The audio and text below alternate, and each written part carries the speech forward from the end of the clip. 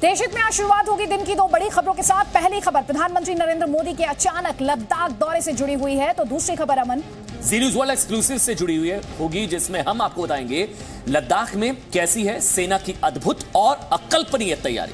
जी हां, लद्दाख में एलएसी पर भारत की सेना ने एक और डिवीजन उतार दी है। इस समय लद्दाख में कुल मिलाकर 60,000 से अधिक भारतीय सैनिक मौजूद हैं। ये खबर आपको जी न्यूज के अलावा और कहीं नहीं मिलेगी। वहीं आज प्रधानमंत्री नरेंद्र मोदी गलवान झड़प के 18 दिन बाद लद्दाख पहुंचे।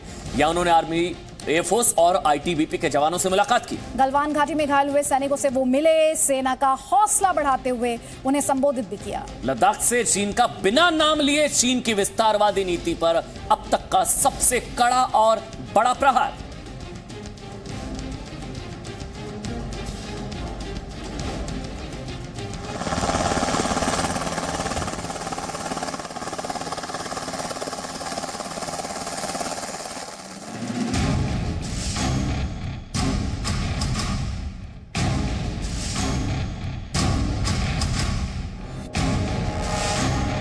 भारत माता की वंदे वंदे वंदे, भारत माता की वंदे वंदे वंदे, बंदे में है दम, वंदे मातरम।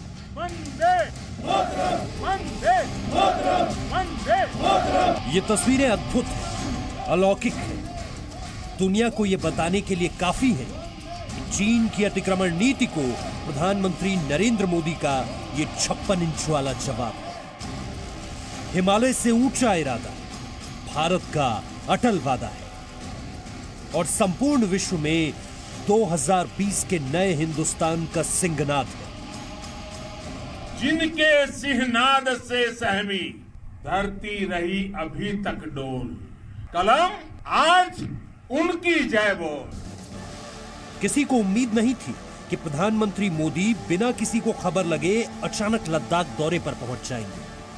गलवान घटना के 18 दिन बाद लेह में सेना की अग्रिम चौकी निमू पहुंचकर सेना की तैयारियों का जायजा लेंगे। एलएसी के बहुत पास पहुंचकर जवानों का हौसला बढ़ाएंगे। भारत माता की वंदे वंदे। और लद्दाख से चीन की उस विस्तारवादी नीति पर गरजेंगे जिसके बिना पर चीन ने अपने हर पड़ोसी देश को परेशान करके रखा है। विस्तारवाद का युग समाप्त हो चुका है। ये युग विकासवाद का है। तेजी से बदलते हुए समय में विकासवाद ही प्रासंगिक है। मोदी इतने पर ही नहीं रुके, उन्होंने चीन पर गरजते हुए लद्दाख से यह भी समझा दिया कि भारत की शांति को कोई उसकी कमजोरी समझने की भूल न करे, दुस्साहस न करे।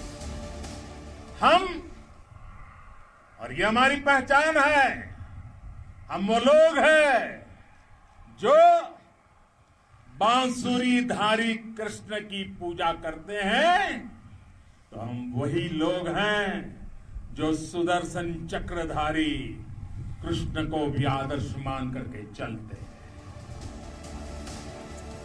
प्रधानमंत्री मोदी का लद्दाख पहुंचना असल में सिर्फ चीन को नहीं बल्कि विश्व को बहुत बड़ा संदेश था, जिसमें देश की मिट्टी की सौगंध मिली, देश की सुरक्षा, संप्रभुता और एक एक इंच जमीन की रक्षा की गारंटी मिली। चीन को पहला कड़ा और बड़ा संदेश। भारत चीन से विवाद को बहुत गंभीरता से ले रहा है और भारत की गंभीरता ग्रेड ए लेवल की है। चीन को दूसरा बड़ा संदेश, प्रधानमंत्री मोदी ने अब इसे अपनी लड़ाई बना लिया है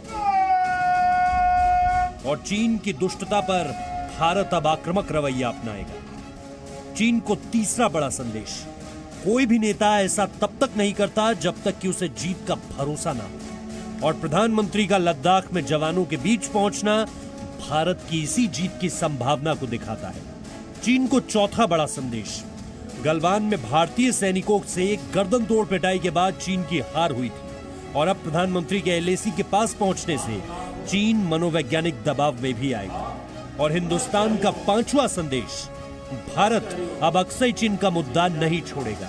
और चीन के कब्जे से अक्सई चीन को आजाद कराएगा। लद्दाख के लेह से विशाल पांडे और सचिन अरोड़ा के साथ ब्यूरो रिपोर्ट, जी मीडिया। तो जरा समझिए, प्रधानमंत्री मोदी ने विस्तारवाद की बात की थी लेकिन चीन का नाम नहीं लिया था, लेकिन बावजूद इसके विस्तारवाद वाले बयान पर चीन ने सफाई दी। तीर बिल्कुल निशाने पर लगा। भारत में चीन दूतावास के प्रवक्ता ने बयान जारी करके कहा है कि 14 देशों के साथ चीन की सीमा लगती है। इन 14 देशों में से 12 देशों के साथ शांतिपूर्ण वार्ता के जरिए चीन ने सीमा का विवाद सुलझाया है और सीमाओं को मैत्रीपूर्ण सहयोग के बंधन में बदला। चीन को विस्तारवादी के रूप में देखना गलत और आधारहीन है। वैसे पीएम मोदी ने नाम नहीं लिया था, लेकिन चीन समझ गया कि विस्तारवादी एजेंडा तो चीन का ही है।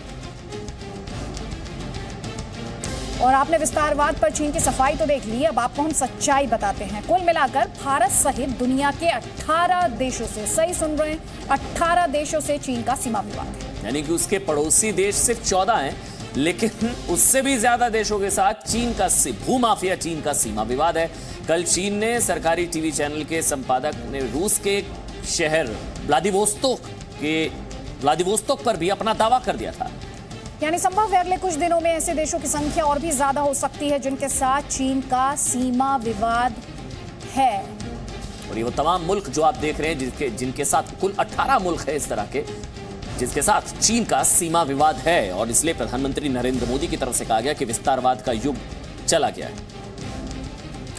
आपको ये भी बता दें, प्रधानमंत्री मोदी ने गलवान घाटी के वीर जवानों से भी मुलाकात की। वो तस्वीरें भी हमने आपको जी न्यूज़ पर लगातार बताई हैं। और साथ ही उन्होंने कहा कि देश के 130 करोड़ लोगों को उनका साहस प्रेरणा देता है। आज पूरा विश्व आपके पराक्रम का एनालिसिस कर रहा है। मैं आज सिर्फ और सिर्फ आपको प्रणाम करने आया हूं, आपको छू करके,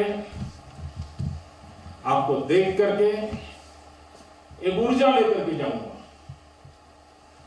एक प्रेरणा लेकर के जा रहा हूं। और हमारा भारत आत्मनिर्भर बने,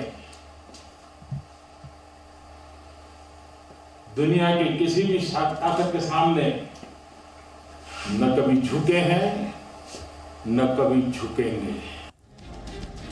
तो यहाँ पर यह भी समझिए कि आप में से कई लोगों के लिए सिर्फ एक खबर हो सकती है कि प्रधानमंत्री नरेंद्र मोदी लेह के पास सीमा की अग्रिम चौकी निम्मू पहुंचे, लेकिन जब आप यहाँ के वातावरण के बारे में जानेंगे, मुश्किल हालात से वाकिफ होंगे, तो आपको ये खबर और अच्छी तरह समझ में आएगी। आपको ये समझ में आएगा कि हम लद्दाख दौरे के लिए प्रधानमंत्री नरेंद्र मोदी की प्रशंसा हमको क्यों करनी चाहिए। देखिए, लद्दाख के पास निम्मू गांव 11,000 फीट की ऊंचाई पर है, यानी कि 11,000 फीट की ऊंचाई पर थे प्रधानमंत्री नरेंद्र मोदी। अब ये ऊंचाई हम आपको क्यों बता रहे हैं? हम ये ऊंचाई आपको इसलिए बता रहे हैं क्योंकि इतनी ऊंचाई पर ऑक्सीजन की कमी होती है और दिल्ली जैसी जगह से वहां पर पहुंचकर साधारण काम करना मुश्किल होता है। और इसीलिए कहा जाता है कि एक्लिमेटाइज कीजिए, इस हाइट के लिए एक्लिमेटाइज करना पड़ता है। 48 आवर्स मैंडेटरी माने जाते हैं, वरना आपकी बॉडी शायद अलाउ ना करे, ये तक कहा जाता है। लेकिन इसलिए तो पीएम मोदी का स्वास्थ्य पराक्रम है। लद्दाख का लगभग पूरा इलाका एक ठंडे रेगिस्तान की तरह है। हजारों फीट की ऊंचाई पर होने की वजह से यहाँ सूर्य की अल्ट्रावायलेट किरणें जलाने जैसा असर करती हैं। यहाँ का मौसम अनुकूल होने के लिए कम से कम, वही जो हम एक्लिमेटाइजेशन की बात आपसे बार बार कर रहे हैं, अनुकूल होने के लिए, उसके मुताबिक खुद को ढालने के लिए कम से कम 2 दिनों की जरूरत होती है। प्रधानमंत्री मोदी आज सुबह 8:15 बजे लद्दाख पहुंचे और करीब 6 घंटे वहां रहे और सफलतापूर्वक ऐसा करके उन्होंने सभी स्वास्थ्य बाधाओं को भी हरा दिया। आगे बढ़ते हैं। मोदी के लद्दाख विजिट की इनसाइड स्टोरी ये है कि पहले रक्षा मंत्री राजनाथ सिंह को chief of defence staff general Bipin Rawat के साथ लद्दाख जाना था, लेकिन उनका दौरा एक दिन पहले ही बिना किसी कारण बताए रद्द हो गया। तब शायद ही किसी ने यह अंदाजा लगाया होगा कि आज प्रधानमंत्री नरेंद्र मोदी खुद इस तरह अचानक लद्दाख पहुंच जाएंगे और जवानों का हौसला बढ़ाएंगे। वैसे आप जानते हैं, प्रधानमंत्री नरेंद्र मोदी सरप्राइज देने के लिए जाने जाते हैं। उन्होंने खुद, उनकी माने तो वो सरप्राइज नहीं, सामने वाले को संकेत प्रॉपर देते हैं। बल्कि यहाँ भी प्रधानमंत्री मोदी ने अचानक अपने दौरे से चीन को क्या संकेत दिए, बड़े संकेत दिए, देखिए उसे बोलते हैं।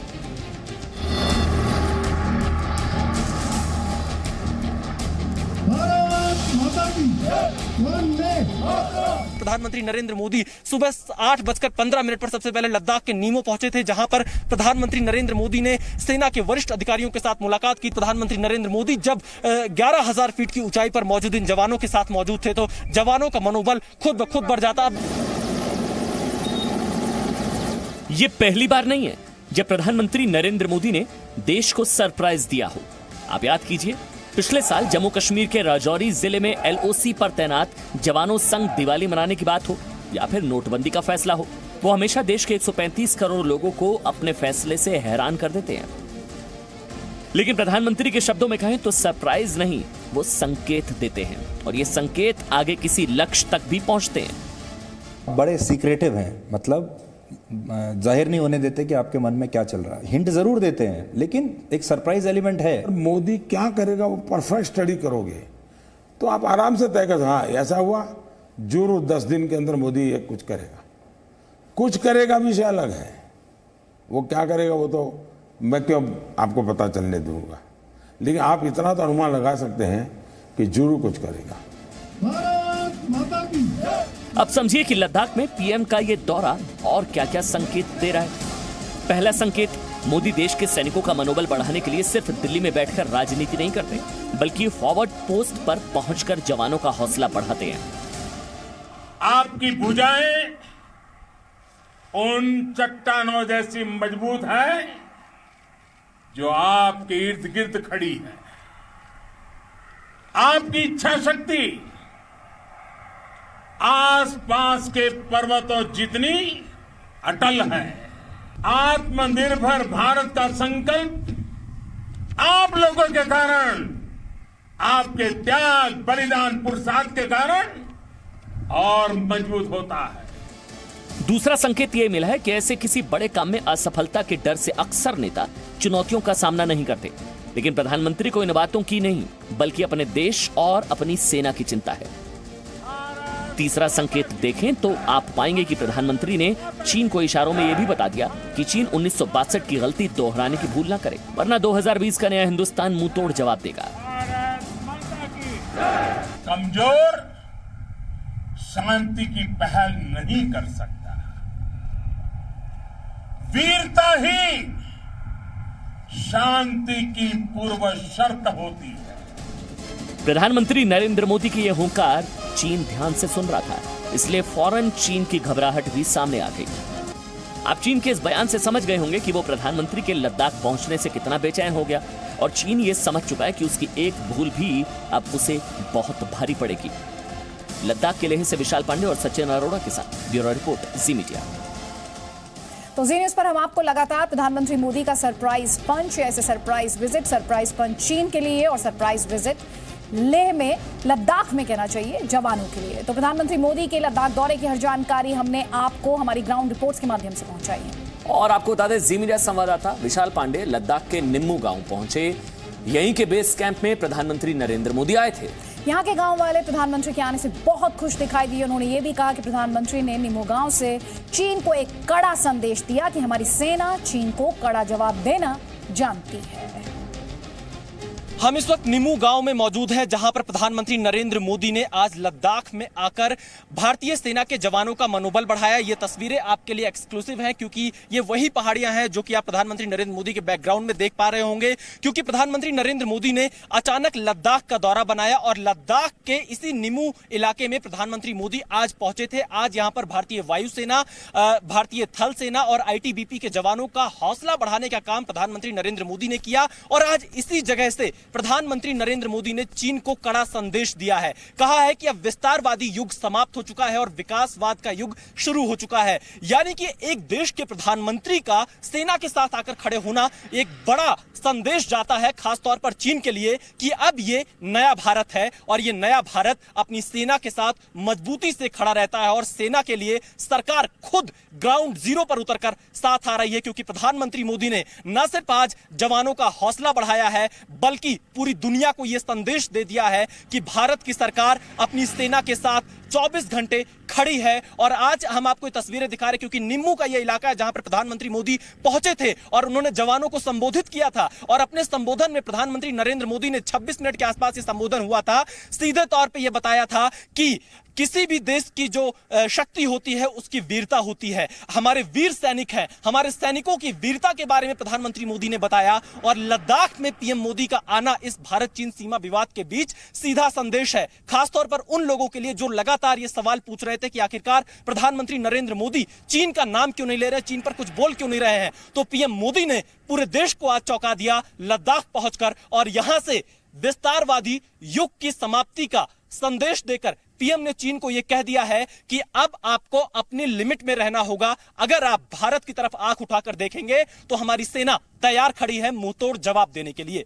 कैमरामैन एस जयदीप के साथ विशाल पांडे, जी मीडिया, निम्मू गांव, लेह, लद्दाख।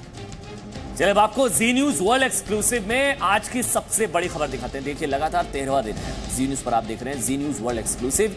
चीन की सैन्य तैनाती के जवाब में भारतीय सेना ने लद्दाख में एक और डिवीजन तैनात कर दी है। पूर्वी लद्दाख में भारतीय सेना की कुल 4 डिवीजन हो चुकी हैं। भारतीय सेना के एक डिवीजन में आपको ये बता देते हैं कि 4 डिवीजन का मतलब क्या है। तो एक डिवीजन में औसतन 15 से 20 हजार सैनिक, यानी पूर्वी लद्दाख में कम से कम की बात कर रही हूँ 60,000 भारतीय सैनिक मौजूद हैं। और वास्तविक नियंत्रण रेखा एलएसी पर चीन के हर कदम का मुंहतोड़ जवाब देने वाली ये खबर आपको सिर्फ और सिर्फ जी न्यूज पर मिल रही है।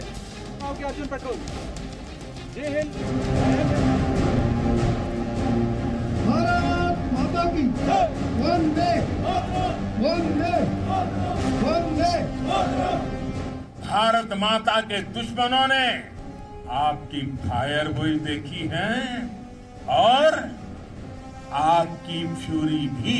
सर्वस्व त्याग करने के लिए हमेशा तैयार रहने वाले राष्ट्रभक्तों की धरती है। जब प्रधानमंत्री नरेंद्र मोदी लद्दाख में सैनिकों की ऊर्जा बढ़ा रहे थे, उस समय तक पूर्वी लद्दाख में भारतीय सेना की एक और डिवीजन तैनात हो चुकी थी। मई 2020 तक इस इलाके में सेना के सिर्फ 15 से 20 हजार सैनिक तैनात थे, लेकिन अब पूर्वी लद्दाख में इससे 4 गुना अधिक यानी 60,000 से अधिक सैनिक मौजूद हैं। सूत्रों के मुताबिक उत्तर प्रदेश से लाई गई ये नई डिवीजन पूर्वी लद्दाख में तैनात रहेगी। इस नई डिवीजन के साथ इसका तोपखाना भी लद्दाख पहुंचेगा।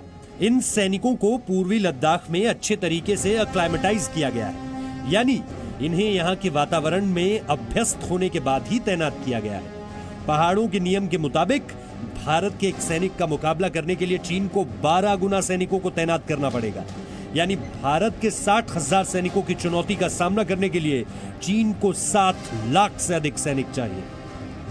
भारत के अतिरिक्त सैनिकों का मतलब यह है कि वास्तविक नियंत्रण रेखा यानी एलएसी पर भारतीय सेना हर कार्रवाई के लिए तैयार है। और लद्दाख में अब तक की सबसे बड़ी तैनाती का संदेश यह है कि अब एलएसी पर भारत ने चीन के अतिक्रमण के अंत की पूरी तैयारी कर ली है। 2 जुलाई को जी न्यूज ने आपको बताया था कि चीन ने अपनी सीमा में रॉकेट फोर्स, तोपखाना और अतिरिक्त सैनिकों की तैनाती की थी, और अब भारत ने नंबर गेम की शक्ति में चीन को पीछे कर दिया है। मई की शुरुआत में ही भारतीय सेना ने साफ कर दिया था कि वो मिरर डिप्लॉयमेंट करेगी, यानी चीन अपनी सेना की तादाद जितनी बढ़ाएगा, भारतीय सेना भी अपने सैनिकों की तैनाती उतनी ही बढ़ाती जाएगी। बातचीत की टेबल पर मनोवैज्ञानिक दबाव बनाने के लिए और सौदेबाजी को अपने पक्ष में झुकाने के लिए चीन एलएसी पर लगातार अपनी फौजों की तादाद और ताकत बढ़ाता जा रहा है। जवाब में भारतीय सेना भी अपने सैनिकों की तादाद और ताकत दोनों में लगातार इजाफा करती जा रही है। कृष्ण मोहन मिश्रा, जी मीडिया, दिल्ली। अब इसे ऐसे भी समझिए कि प्रधानमंत्री मोदी की अगुवाई में हिंदुस्तान ने चीन को जवाब देना शुरू कर दिया है, लेकिन नए हिंदुस्तान के बदले रुख में chief of defence staff general Bipin Rawat की अहमियत काफी ज्यादा। देखिए, लेह में पीएम मोदी जब जवानों का हौसला बढ़ा रहे थे तो जनरल बिपिन रावत वहां पर मौजूद थे। सिर्फ जवानों का हौसला बढ़ाने के लिए नहीं, देश में भरोसा जगाने के लिए भी।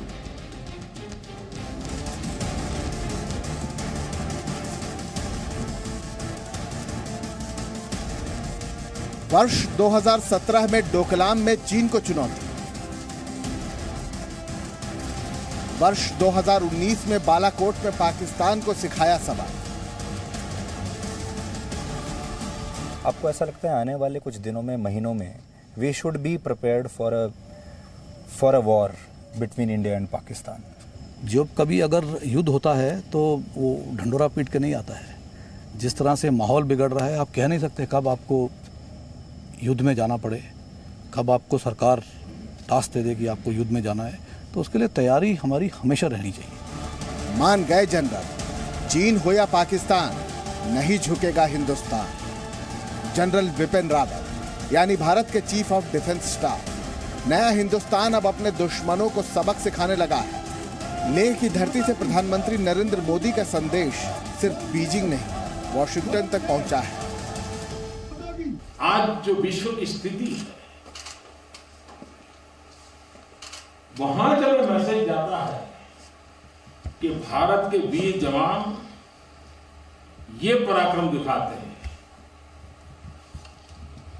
ऐसी शक्तियों के सामने दिखाते हैं, तब तो दुनिया भी जानने को बड़ा इच्छुक रहती है कि नौजवान है कौन, उनकी ट्रेनिंग क्या है, उनका त्याग कितना ऊंचा है।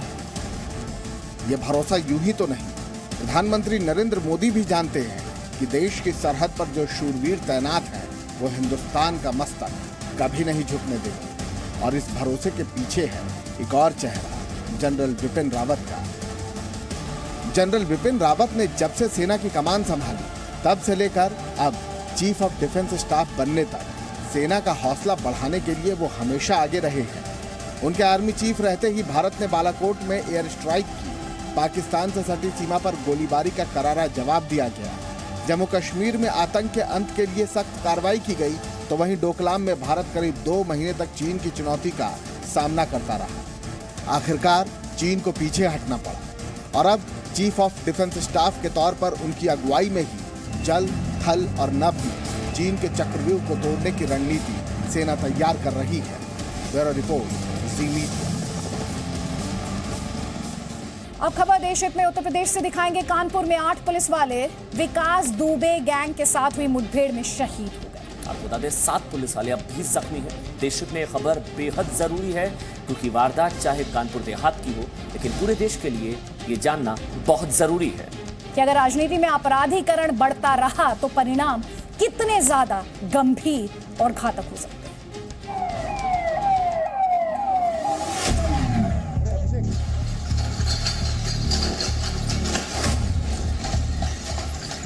रात के अंधेरे में कानपुर के चौबेपुर इलाके में उत्तर प्रदेश की कानून व्यवस्था का सूरज ऐसा गुम हुआ कि जाने अब सुबह कब होगी।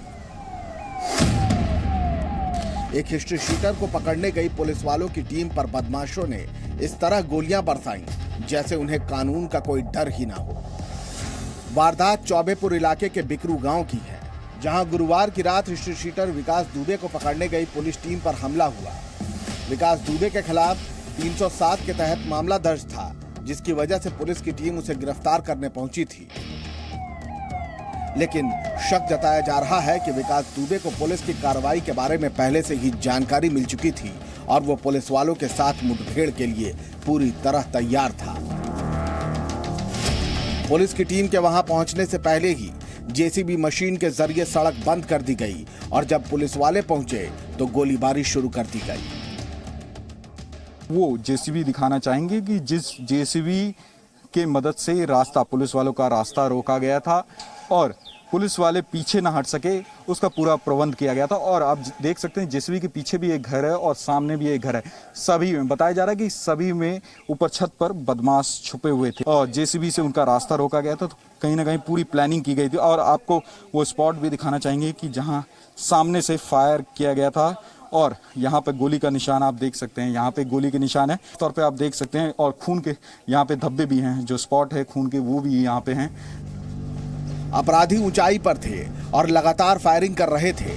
अचानक हुए इस हमले ने पुलिस की टीम को संभलने का मौका तक नहीं दिया।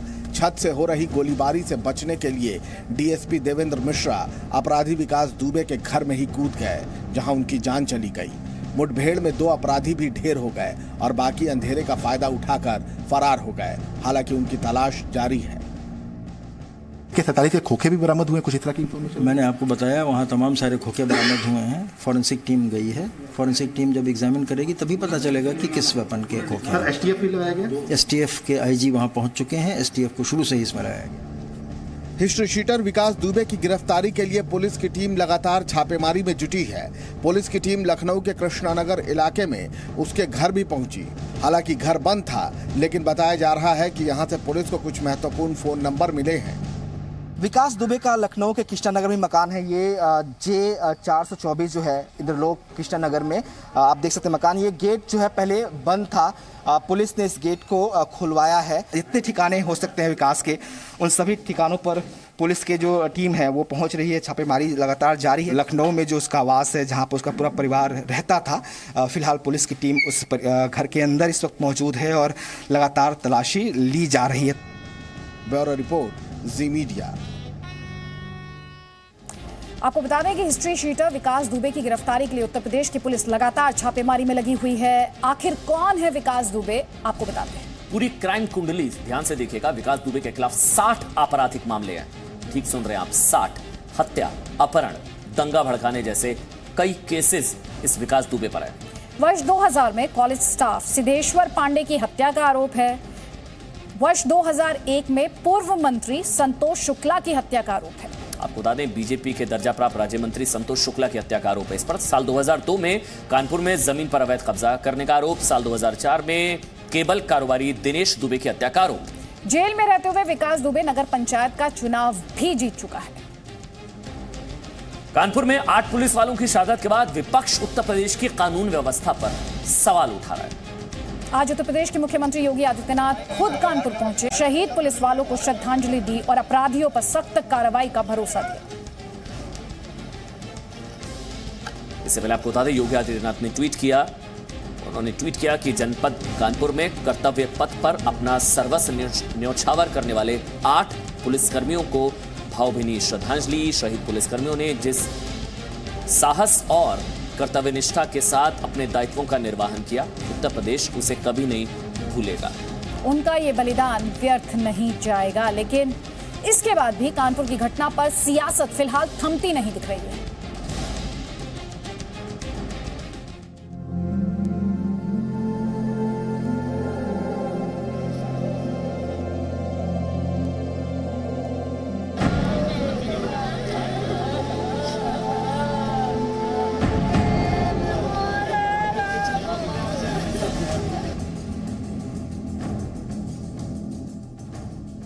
जुबान खामोश है, लेकिन तख्ती पर लिखे शब्द सब कुछ बयां कर रहे हैं। कानपुर में 8 पुलिस वालों की शहादत के बाद सियासत गर्म है। विपक्ष राज्य की कानून व्यवस्था पर सवाल उठा रहा है, लेकिन मुख्यमंत्री योगी आदित्यनाथ के तेवर सख्त है और हर कीमत पर अपराधियों को न बख्शने का भरोसा दे रहे हैं। इस पूरी घटना के लिए जिम्मेदार किसी भी अपराधी को बख्शा नहीं जाएगा। पुलिस के अपने जवानों के शहादत और उनके बलिदान को व्यर्थ नहीं जाने दिया जाएगा। उत्तर प्रदेश की योगी आदित्यनाथ सरकार ने शहीद परिवार के सदस्य को सरकारी नौकरी का भी आश्वासन दिया और 1 करोड़ रुपए की आर्थिक मदद का भी ऐलान किया। लेकिन विपक्ष का सवाल राज्य की कानून व्यवस्था पर है। समाजवादी पार्टी के अध्यक्ष और राज्य के पूर्व मुख्यमंत्री अखिलेश यादव ने ट्वीट किया, उत्तर प्रदेश के आपराधिक जगत की सबसे शर्मनाक घटना में सत्ताधारियों और अपराधियों की मिलीभगत का खामियाजा कर्तव्यनिष्ठ पुलिसकर्मियों को भुगतना पड़ा है। बीएसपी अध्यक्ष मायावती ने ट्वीट किया, स्पष्ट है कि यूपी सरकार को खासकर कानून व्यवस्था के मामले में और भी अधिक चुस्त व दुरुस्त होने की जरूरत है। तो वहीं कांग्रेस भी सवाल उठाने में पीछे नहीं। कांग्रेस पार्टी लगातार उत्तर प्रदेश सरकार को चेताती आई है कि उत्तर प्रदेश में जंगल राज कायम है, अपराधी निरंकुश है, अपराध बढ़ता चला जा रहा है, जिसका सबसे बड़ा प्रमाण ये कानपुर की घटना है। आरोप प्रत्यारोप का दौर जारी है। उत्तर प्रदेश के कानून मंत्री ब्रजेश पाठक भी विपक्ष को कटघरे में खड़ा कर रहे हैं। जिनके बारे में चर्चा हो रही है, मैं स्पष्ट तौर पर कहना चाहूँगा, आप कहीं न कहीं निकालेंगे तो पॉलिटिकल कनेक्शन उन्हीं लोगों से है और समाजवादी पार्टी के डीएनए में अपराध है। कृपया वो ऐसी बयानबाजी न करें, ये दुखद है और हमारी सरकार अपराध पर जीरो टॉलरेंस के तहत काम कर रही है। हम किसी को नहीं छोड़ेंगे, कितनी भी पहुंच का व्यक्ति हो, हम कड़ी से कड़ी कार्रवाई करेंगे। 8 पुलिस वालों की शहादत पर यह सियासत अपनी जगह है, लेकिन यहाँ सवाल कई ज्यादा बड़े हैं कि आखिर एक हिस्ट्री शीटर को पुलिस की कार्रवाई की भनक कैसे लगी। क्या पुलिस से किसी ने विश्वासघात किया? और उससे भी बड़ी बात कि ये विकास दुबे कब अपने गुनाहों की सजा पाएगा। ब्यूरो रिपोर्ट, जी मीडिया। चलिए आगे बढ़ते हैं। अब आपके लिए एक अच्छी खबर यह है कि कोरोना वायरस की वैक्सीन जल्दी भारतीय बाजारों में मिल सकती है। जी हां, वैक्सीन जल्दी मिल सकती है। उम्मीद है कि 15 अगस्त 2020 कोरोना की वैक्सीन कोवैक्सीन लॉन्च हो सकती है। इसका नाम है कोवैक्सीन, लॉन्च हो सकती है। इसे भारत बायोटेक और Indian council for medical research यानी ICMR मिलकर लॉन्च कर सकते हैं। इस वैक्सीन को फार्मास्यूटिकल कंपनी भारत बायोटेक ने तैयार किया है। हैदराबाद की जो कंपनी है भारत बायोटेक, उसने ह्यूमन ट्रायल्स शुरू कर दिए हैं और बताया जा रहा है कि ये पूरा जो उनका प्रोग्राम है वो जल्द से जल्द खत्म हो सकता है, लेकिन काफी कुछ निर्भर करता है ह्यूमन ट्रायल्स पर, जो कि फेज 1 और फेज 2 के ट्रायल्स होने हैं। तो उम्मीद करते हैं कि अगस्त 15 तक ये वैक्सीन तैयार होकर के मार्केट में आ जाएगा। कैमरामैन रमना रेड्डी के साथ प्रसाद भोसेकर, जी मीडिया, हैदराबाद। चलिए इस अच्छी खबर से आगे बढ़ेंगे। बॉलीवुड अभिनेता सुशांत सिंह राजपूत की मौत के मामले में मुंबई पुलिस की जांच में हर दिन नए खुलासे हो रहे हैं। सुशांत सिंह राजपूत के मोबाइल की फॉरेंसिक रिपोर्ट में एक बड़ी बात सामने आई है। सुशांत सिंह राजपूत ने आखिरी बार गूगल पर अपने नाम को ही सर्च किया था। बॉलीवुड अभिनेता सुशांत सिंह राजपूत की मौत के सदमे से उनके फैंस अब तक बाहर नहीं आ सके हैं। इसी बीच सुशांत की मौत से जुड़ी एक और बड़ी जानकारी सामने आई है। सूत्रों के मुताबिक सुशांत सिंह राजपूत ने 14 जून को सुसाइड करने से पहले अपने नाम से जुड़ी खबरें गूगल पर सर्च की थी। बताया जा रहा है कि सुसाइड के पहले सुशांत राजपूत ने खुद से जुड़ी कुछ खबरें पढ़ी, कुछ न्यूज़ वेबसाइट को सर्च किया।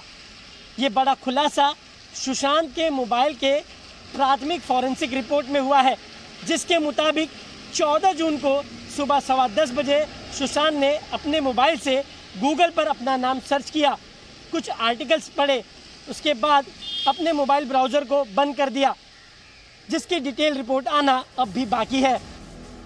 पुलिस ने सुशांत का टैब और मोबाइल फोन जब्त किया था। इसके फॉरेंसिक जांच की पूरी रिपोर्ट अभी पुलिस को मिलनी बाकी है। सूत्रों के मुताबिक सुशांत की महिला मित्र रिया चक्रवर्ती और उसके भाई से एक और राउंड की पूछताछ पुलिस कर सकती है। रिया चक्रवर्ती और उनके भाई सुशांत के कंपनी में डायरेक्टर थे। कंपनी के कामकाज को लेकर पुलिस उनसे दोबारा पूछताछ कर सकती है। आने वाले दिनों में इस मामले में जांच का दायरा और बढ़ने वाला है। इस बीच मुंबई पुलिस फिल्म निर्देशक संजय लीला भंसाली से सोमवार को पूछताछ करेगी। ये पूछताछ रामलीला और बाजीराव मस्तानी फिल्म को लेकर की जाएगी। सूत्रों की जानकारी के मुताबिक ऐसा कहा जा रहा है कि रामलीला और बाजीराव मस्तानी फिल्म सुशांत को मिलने वाली थी, लेकिन यशराज के कॉन्ट्रैक्ट की वजह से सुशांत ये दोनों ही फिल्में नहीं कर सके थे और इसी को लेकर सुशांत और यशराज के बीच रिश्ते खराब भी हुए थे। इसके साथ ही फिल्मकार शेखर कपूर का भी बयान पुलिस दर्ज कर सकती है, क्योंकि उन्होंने दावा किया था कि उन्हें सुशांत के बारे में काफी कुछ पता है। सुशांत सिंह राजपूत की खुदकुशी के मामले में अब तक कुल 28 लोगों के बयान दर्ज किए जा चुके हैं। आने वाले दिनों में सुशांत सिंह राजपूत जहां अपना मानसिक इलाज कराने जाते थे, उस डॉक्टर का भी बयान दर्ज हो सकता है। हालांकि मुंबई पुलिस ने इस मामले में अब तक अभिनेत्री कंगना रनौत को कोई समन नहीं भेजा है। नित्यानंद शर्मा, जी मीडिया, मुंबई। और जहां पहुंचे प्रधानमंत्री वहां पहुंचा जी न्यूज। निम्मू गांव के लोग कितने खुश हैं प्रधानमंत्री के इस दौरे से, आइए सुनते हैं। जी न्यूज की टीम इस वक्त निम्मू गांव में मौजूद है, लद्दाख के, और प्रधानमंत्री नरेंद्र मोदी यहीं पर आए थे, जहां पर पीएम मोदी ने आज देश के जवानों को संबोधित किया। निम्मू के तमाम नागरिक हमारे साथ हैं, इनका क्या कहना है पीएम मोदी के इस दौरे पर, सीधे बातचीत करते हैं। मैम, क्या नाम है आपका? मेरा नाम आंगमो। आंगमो जी, क्या कहना चाहेंगे? प्रधानमंत्री नरेंद्र मोदी निम्मू आते हैं, लद्दाख आते हैं, वो भी इस दौर में जब भारत चीन के बीच विवाद चल रहा है, कितना बड़ा संदेश है? हाँ जी, मोदी जी इस नाजुक दौरान में यहाँ हमारे लद्दाख में आए। हमारे देश की सेनाओं को आजकल कितने प्रॉब्लम है। और यहाँ चीन ने हमारे इंडिया में आके कितना हम सब लोगों को मालूम है आजकल बहुत नाजुक मामला है। और मोदी जी इस हालत में यहाँ हमारे लद्दाख आके हमारे देश की सेनाओं को उन्होंने मनोबल बढ़ाया। हाँ जी। सोनम जी, आप तो खुद आईटीबीपी में आपके हस्बैंड हैं, आप एक सैनिक के परिवार से हैं। कैसा लगा आपको आज प्रधानमंत्री निमू आए, देश के जवानों का मनोबल बढ़ाया? हाँ जी, हम यहाँ प्रधानमंत्री यहाँ आए तो हम बहुत खुश हुए, बहुत खुश हुए, क्योंकि हमारे आर्मी लोग को ना बहुत हौसला आ गया, तो बहुत अच्छा जॉब मिल गया होगा चाइना वाले को, तो हम बहुत खुश है। हाँ जी। क्योंकि पीएम ने कहा विस्तारवाद का युग खत्म हो गया है, यानी कि चीन को कड़ा संदेश दिया है। क्या कहना चाहेंगी? चीन को इसी भाषा में अब जवाब देने का वक्त है। चीन को अभी हम कड़े से कड़ा, हमारा जवान तो वैसे भी रेडी है, तैयार है, क्योंकि हम लड़ने के लिए तैयार है।